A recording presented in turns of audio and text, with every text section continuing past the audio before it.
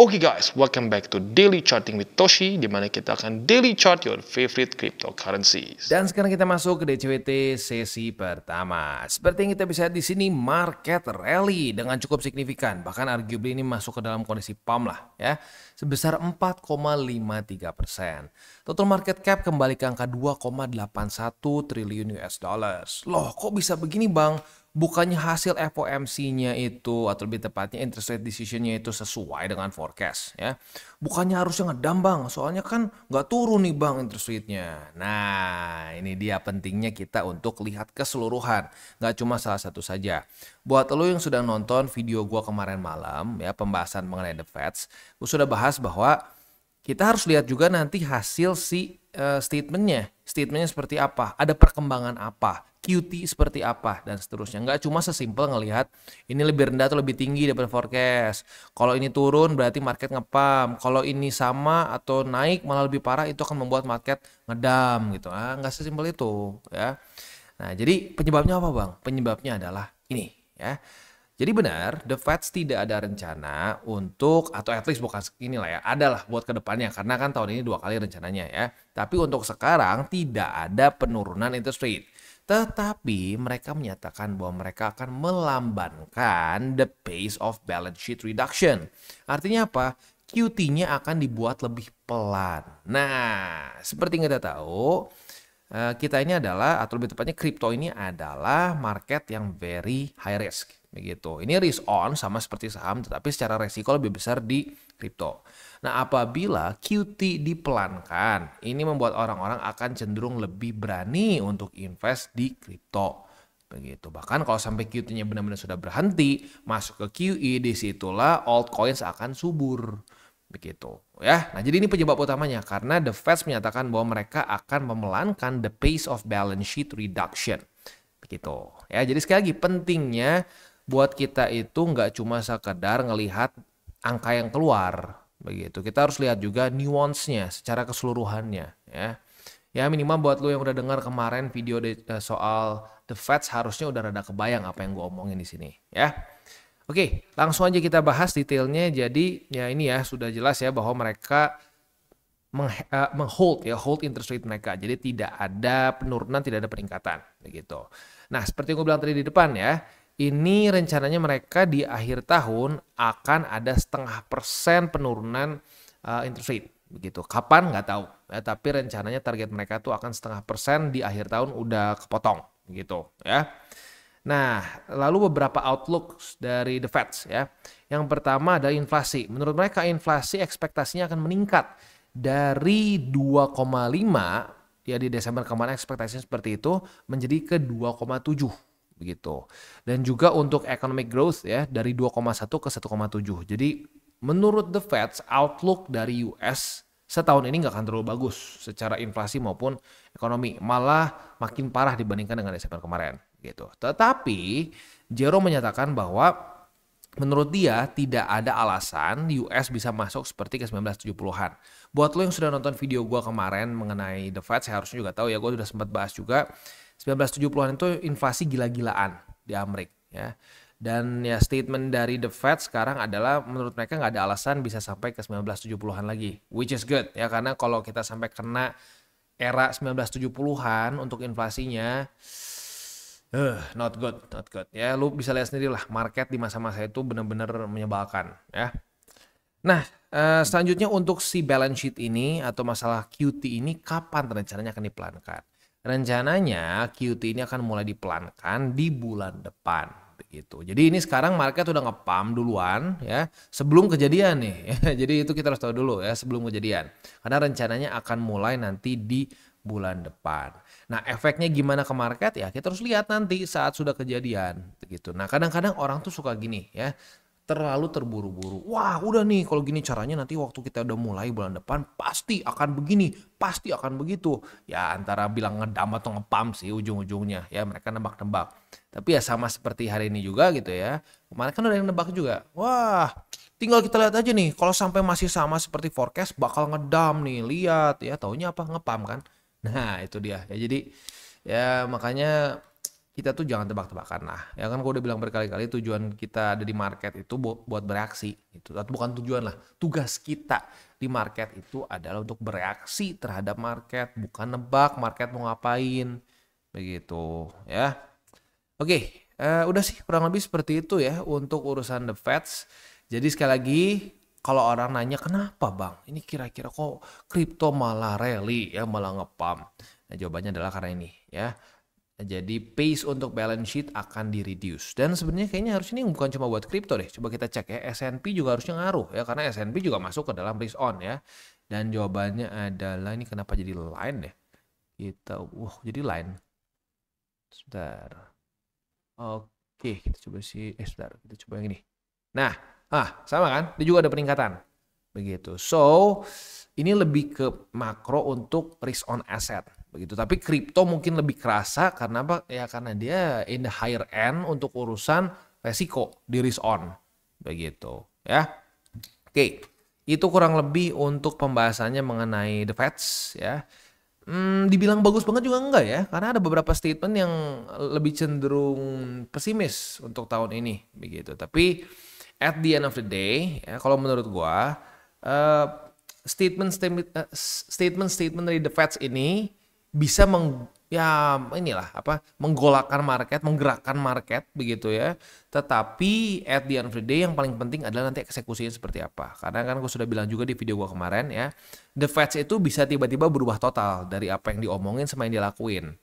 Begitu ya, kayak contoh aja ya tahun kemarin. Kita akan 4 kali cutting rates, tiba-tiba dipotong hanya tinggal 2 saja.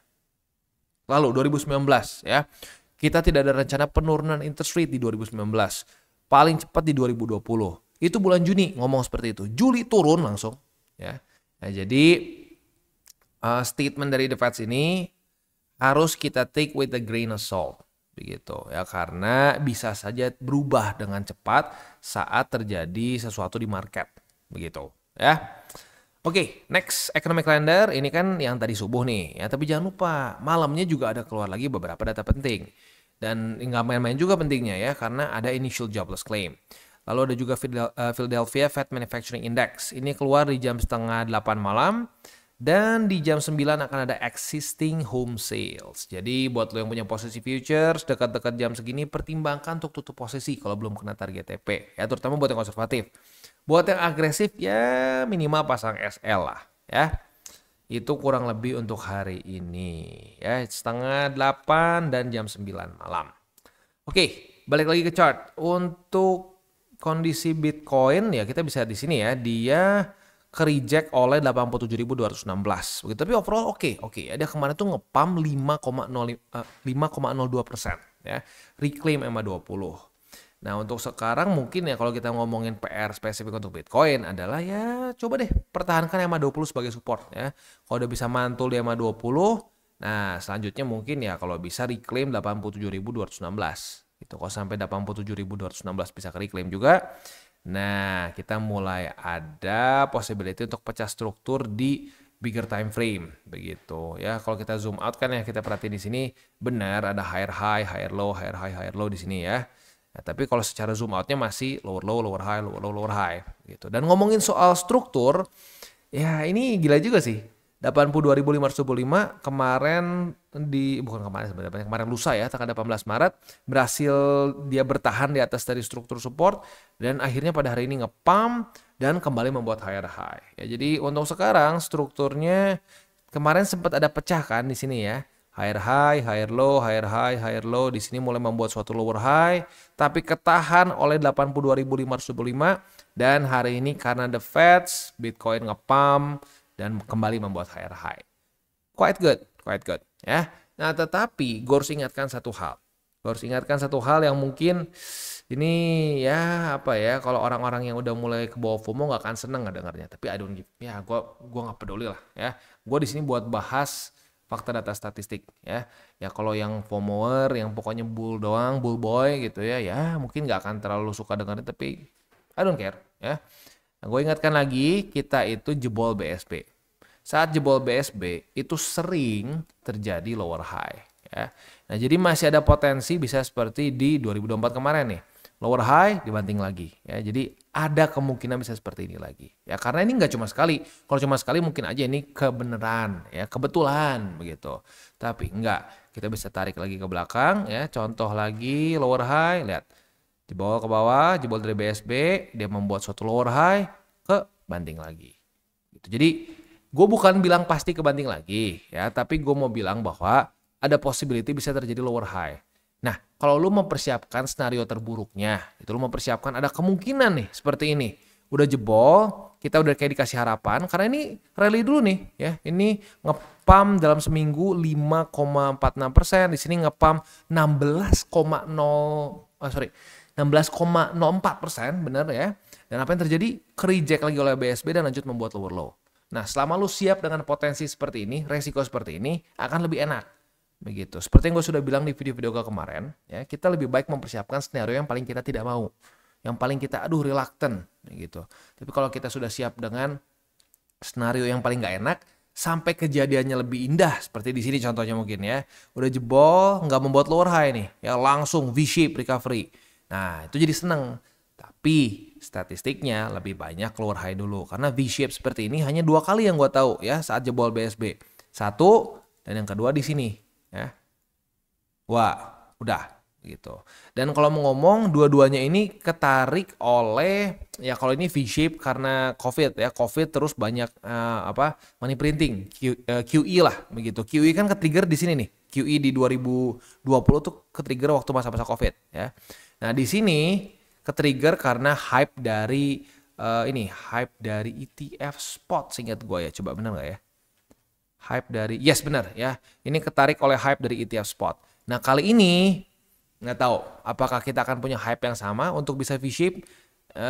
Ya lagi-lagi kalau gua sih mendingan siapin dulu yang paling buruknya. Banyaknya terjadi lower high, jadi ya udah lebih baik siapkan mental bisa terjadi lower high. Kalau sampai puji Tuhan nggak dapet langsung V-shape, ya udah kita senyum kan, lebih asik kan? Ya dong. Jadi lagi-lagi ekspektasi itu kalau gua tuh lebih suka ekspektasi ditaruh yang rendah dulu aja, yang nggak terlalu enak dulu.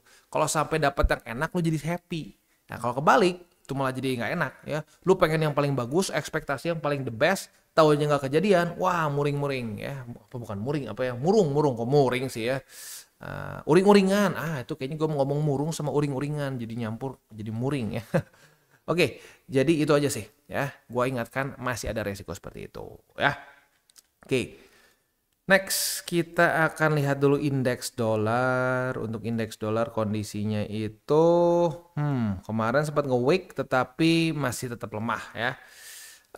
Maybe ke-reject oleh sini gitu struktur, ya ada kemungkinan. Tapi for now sih ya udah, pokoknya masih ngelamah aja sih intinya ya in general. Next kita masuk ke Bitcoin Dominance. Untuk Bitcoin Dominance dia malah berhasil reclaim MA20 ya. Sepertinya para Bitcoin maksimalis masih belum mau nyerah ya. Ya tapi lagi-lagi ya kita masih harus sadar bahwa yang dikatakan The Fed ini masih rencana begitu ya, belum dilakukan. Nanti kita lihat lagi saat sudah mulai ada peningkatan atau ya minimal gini deh, balance sheet-nya diam di sini deh. Diam aja di sini nih. Nah, kalau dia udah mulai flat, nah kita tinggal lihat kondisinya nanti Bitcoin Dominance seperti apa. Karena dulu saat flat, saat QT-nya memelan dan akhirnya berhenti, itu lu bisa lihat sendiri bisa masuk ke altcoin season begitu. Jadi yaudah kita tunggu saja sampai statement dari The Fed ini yang ada rencana untuk memelankan balance sheet ya. Nah ini ya tinggal kita lihat aja ya nanti seperti apa efeknya ke market. Jangan kita nebak-nebak begitu. Ya sih datanya kita punya, kalau sampai dia udah flat bisa altcoin season, tapi at the end of the day ya buktinya nanti saat sudah terjadi begitu ya. Oke, itu sih kurang lebih ya untuk makro kita pada hari ini. Sebelum kita lanjut ke buy limit, seperti biasa gue disclaimer dulu bahwa semua konten dari TCI bukan financial advice. Ini semua bentuknya adalah edukasi. Lalu bagaimana cara untuk mendukung TCI? Ada banyak caranya. Lu bisa like our video, bisa share our video, atau juga bisa menggunakan link referral kita di bawah. Nah sekarang kita akan dengar dulu pesan-pesan dari sponsor kita pada hari ini. Oke, today's video is brought to you by Bybit. Dimana di Bybit ini kita bisa melakukan berbagai macam hal ya, mulai dari yang newbie sampai yang sudah advance. Buat mungkin lo merasa bahwa aduh bang, gue masih nggak ngerti nih TA, gue masih nggak ngerti charting dan seterusnya, tapi pengen akumulasi, pengen DCA murni, bisa lo tinggal masuk ke sini one click buy, dimana lo bisa pilih lo mau pakai apa ya fiatnya, lo tinggal pilih juga asetnya apa ya. Misalkan lo pengen akumulasi BTC, misalkan setiap hari Senin jam 7 pagi, misalkan gue pengen akumulasi BTC sebesar 100.000 rupiah misalkan ya, lu bisa langsung lakukan di sini. Bisa peer to peer, bisa Dana, Bank BRI dan lain-lain. Ini gila ya, bisa pakai BCA Mobile dan seterusnya. Jadi Bybit ini memang cocok banget buat orang-orang yang tinggal di Indo ya, bisa langsung pakai bank-bank yang memang sudah biasa kita pakai di Indo ya.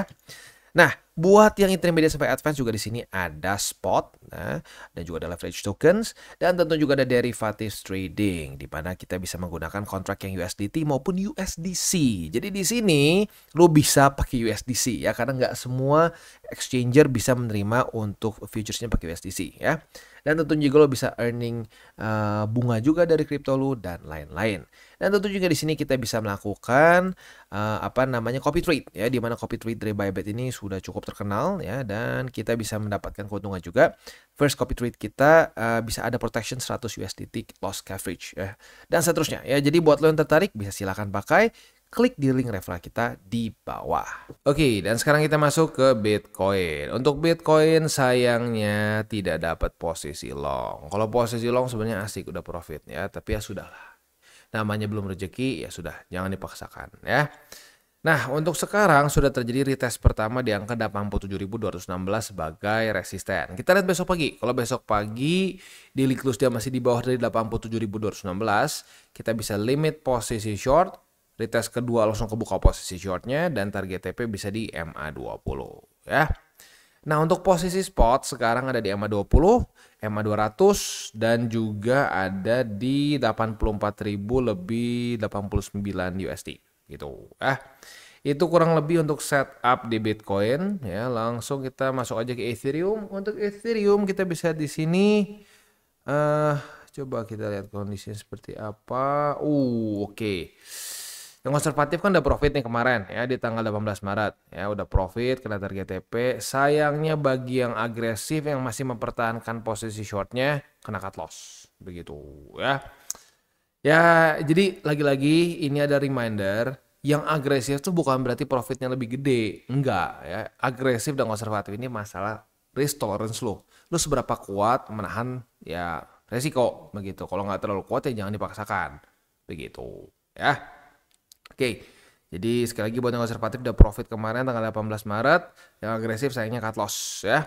Nah, selanjutnya ini kita bisa lihat sudah ada retest 1, retest 2 di MA20. Tetapi gini, kemarin bener jam 7 pagi itu masih ke reject oleh MA20.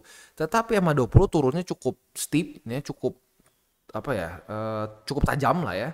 Nah, sehingga membuat daily open dari si Ethereum itu sedikit di atas dari MA20 ya. Jadi nggak ke reclaim, tapi gara-gara MA20-nya turunnya tajam, jadi sedikit di bawah begitu. So ya kalau mau buka posisi short boleh-boleh aja sebenarnya, tapi ini posisi short yang mungkin lebih beresiko begitu ya. Buat yang konservatif skip aja berarti ya. Nah, untuk posisi short ini target TP-nya jelas di angka 1932,7, atau ya kalau sampai dekat-dekat ke jam rawan belum kena target TP, pertimbangkan tutup posisi gitu ya. Oke, itu kurang lebih untuk DCWT sesi pertama ini. Sebelum kita tutup ada beberapa pesan dari gua ya, beberapa wejangan lah ya. Jadi kita bisa lihat ya, market itu tidak sesimpel cuma datanya begini ya, datanya begini maka nggak akan kemana-mana. Banyak nuance-nya begitu ya. Buat lo yang sudah dengar video kemarin mengenai the Fed, harusnya sih udah get the picture ya, bahwa kita harus nunggu juga statement dari the Fed seperti apa gitu ya. Ternyata ya kebayang nggak kalau misalkan lo berpikir udah nih pasti sesuai forecast nih, kalau udah kayak begini kemungkinan ngedam nih ya, karena market pengennya dia turunkan interest rate, taunya apa? Bukannya ngedam malah ngepam. Nah, itu yang serem dari lu mencoba untuk masuk ke market hanya dengan data fundamental. Data fundamental tuh kepake, serius kepake ya. Tetapi nggak kepake untuk jadi trigger masuk ke market. Begitu. Ya kita ambil contoh gitu ya, kita ambil contoh. Secara fundamental, halving adalah hal yang bagus dong. Iya dong. Gitu nggak bisa dipungkiri. Halving itu mengurangi net issuance basically setengahnya ya, 50%. Begitu, maka namanya halving gitu. Apa yang terjadi? Lu beli gede-gedean di halving, yang terjadi adalah lu mendapatkan lower low. Ya, dapat lower low di sini. Buat lu yang beli saat ETF spot Bitcoin live, apa yang terjadi? Lu kena dump 7% dalam sehari di sini nih. Ya. Jadi sekali lagi, fundamental tuh sangat kepake. Ya, tapi ingat, market tidak segampang cuma berita bagus maka kita beli. Kalau kayak gitu caranya semua orang udah kaya. Gampang dong, tinggal berita bagus beli pasti ngecuan. Faktanya tidak semudah itu. Begitu. Kalau market sesimpel itu, aduh ya, nggak ada orang miskin lagi. Ya semuanya jadi kaya. Begitu. Tapi faktanya enggak. Ya. Kita butuh menggabungkan TA dan fundamental. TA sebagai apa? TA sebagai, ya kasarnya adalah ini alat teknis yang kita pakai untuk kita masuk ke marketnya kapan. Begitu. Dan visualisasi kondisi market seperti apa. Kita bisa melihat apa yang terjadi di market secara langsung ya. Kita bisa lihat juga pattern yang terjadi di market seperti apa. Ini para bears dan bulls lebih kuat yang mana, begitu.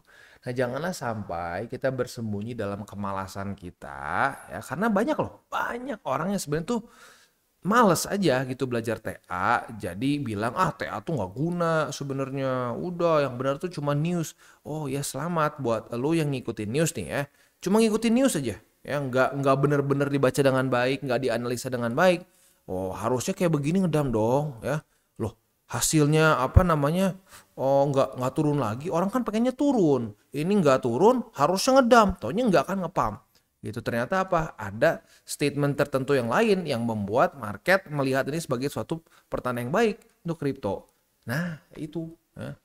Jadi ya gini, memang ada ada satu efek yang disebut Dunning-Kruger effect ya, di mana orang-orang yang tidak kompeten atau orang-orang yang masih baru gitu, baru belajar nih misalkan, lu ngerasa kayak udah jago banget, luar biasa, semua di tangan gua begitu. Bahkan kasarnya kalau misalkan dalam trading gitu, wah trading cuma begini-begini aja, pantas aja Ray Dalio kaya ya, soalnya gampang. Nah, banyak orang yang bisa berpikir seperti itu.